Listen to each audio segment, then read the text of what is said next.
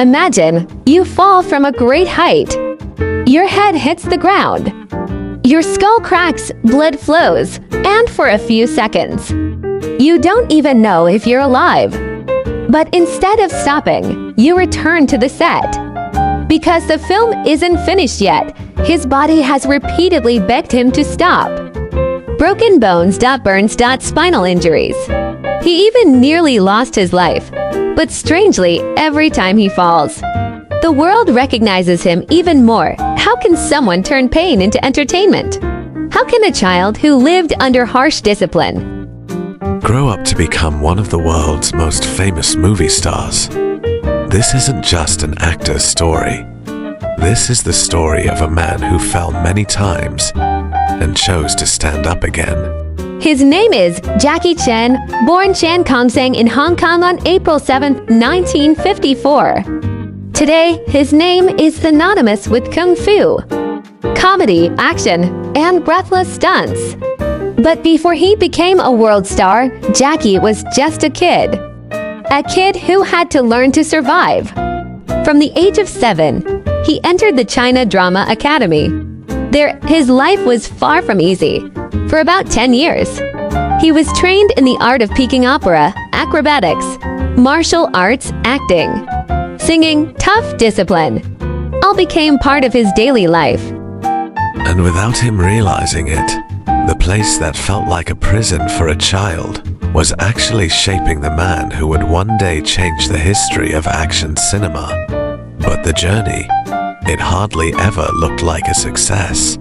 Jackie didn't grow up in luxury. Her parents even had to borrow money to pay for her birth. When her family moved to Australia in search of a better life, young Jackie was left behind in Hong Kong to study. Imagine how a child feels, away from their parents, living in an environment full of rules, and every mistake could be punished. At the academy, Jackie's body was tempered daily. Practice, fall, get up, practice again. No matter how tired, no matter how painful, there was no room for saying, "I can't do it." Years of living like that built something inside her. Not just ability, but resilience. The ability to endure pain and keep moving. But after 10 years of training, new problems arose. When Jackie left the academy at 17, peking opera was losing popularity. And many graduates end up finding work as stuntmen in the Hong Kong film industry. Jackie entered that world. Not as a star, not as a leading man, not as someone whose name is plastered on a big poster. He became the fall guy to make other stars look great. He became a body double, a stuntman. And that job was truly dangerous. In the early 1970s, he worked as a stuntman and even appeared in Bruce Lee films, including Fist of Fury. At that time, Jackie was still finding his place. Bruce Lee was already a legend. Many people wanted to be like Bruce Lee, but Jackie realized something. He couldn't be the next Bruce Lee, so he had to be Jackie Chan. The problem, to find his own identity, he had to fail first. His first few attempts at stardom didn't work out right away. He even tried to break into the American market in the 1980s. The result? Not what he'd hoped. Hollywood didn't know where to place him. He could do martial arts. He could do dangerous stunts. He was funny, but he didn't fit the mold of the action hero that was popular at the time. Jackie faced a harsh reality. Maybe the world wasn't ready for him, and maybe his dreams were too big. But it was in Hong Kong that he found his answer. Jackie stopped trying to be someone else. He created his own style. Brutal actio. Mixed with physical comedy, fast movements, improvisation, and one thing that set him apart. He wanted the audience to see that every punch, every fall, every jump really felt. In 1978, films like Snake in the Eagle's Shadow and Drunken Master became pivotal moments in his career. Jackie had finally found a formula. Not just fighting, but making the audience laugh while he was in pain. Creating chairs, ladders, tables, pillars. Even ordinary objects became part of the choreography. But there was a price to pay, and that price was his own body. Jackie was known for performing many dangerous stunts without using stunt doubles. Injuries were part of the job. Fingers, toes, noses, cheekbones, necks, ribs, hip, ankles. Many parts of his body had been injured throughout his career. But one of his most terrifying moments occurred while working on Armor of God. During one scene, he fell from a tree. His head was seriously injured. His skull was fractured. And it was one of the closest brush with death in his career. Imagine a human being who had just nearly lost his life had to think about the camera again. The scene, the film, the audience. To us, it might sound crazy. But the jag perfection was part of the price he had. But that didn't mean he wasn't afraid. That's where his humanity showed.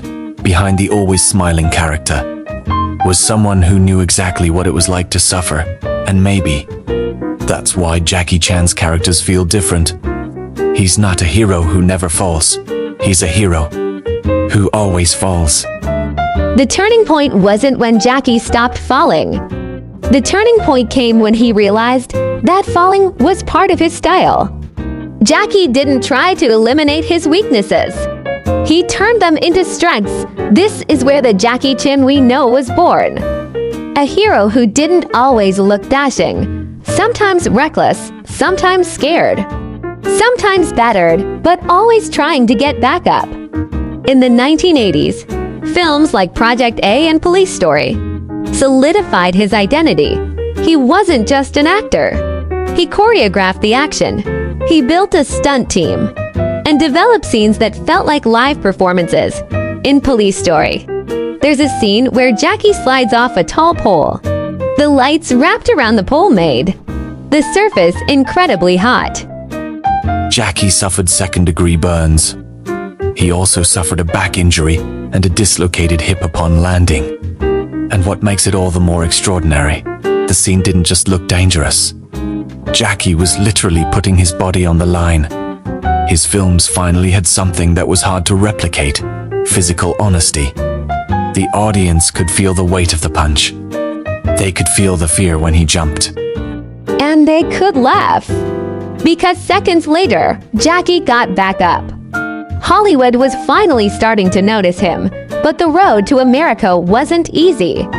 He tried to break into the American market in the 1980s. Not all of them worked out, even after his huge success in Asia. He still had to prove himself. And perhaps that was his greatest lesson. Success in one place Doesn't guarantee acceptance elsewhere. Sometimes you have to start over. Jackie finally gained mainstream attention in North America with Rumble in the Bronx in 1995. Then came Rush Hour. That film paired him with Chris Tucker and brought the Jackie Chan style to American audiences on a much larger scale. Suddenly, the man who had been a stuntman became an international star. His name appeared on posters.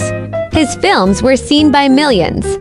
The characters he had built for himself became iconic. But there was something even more compelling. About all these accomplishments, Jackie didn't win because he never failed. He won because he kept adapting.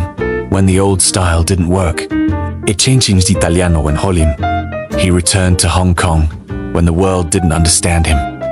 He created something unmatched, and when his body was repeatedly injured, he still found a way to keep going. That's why Jackie Chan's story isn't just about movies. It's about perseverance. It's about finding your identity. And about understanding that you don't have to be like anyone else to succeed. Jackie was once in Bruce Lee's shadow, but he didn't become Bruce Lee. He became himself. And it's precisely because of that the world remembers him. There's one profound lesson from his life's journey. Talent may get you noticed, But perseverance is what keeps you going. Jackie Chan wasn't shaped by one big win.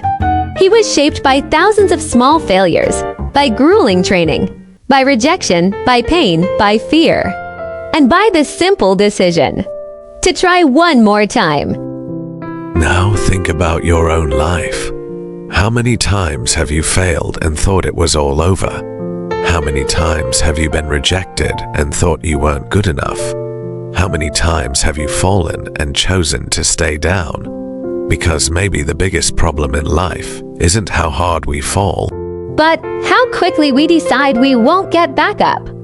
Jackie Chan spent his life falling, but every time the cameras rolled again, he stood up, smiled, and tried again. Maybe that's why. The world doesn't just remember his actions. The world remembers the spirit behind them. Now I want to ask you, if you were in Jackie Chan's shoes after all that failure and pain, would you keep fighting or would you give up? Leave your answer in the comments. I'd love to read your story. And if you love true stories about human struggle, stories of people who fell many times, but eventually found a way to get back up, don't forget to subscribe, because there are many more extraordinary stories, and maybe the next story will change the way you see your own life.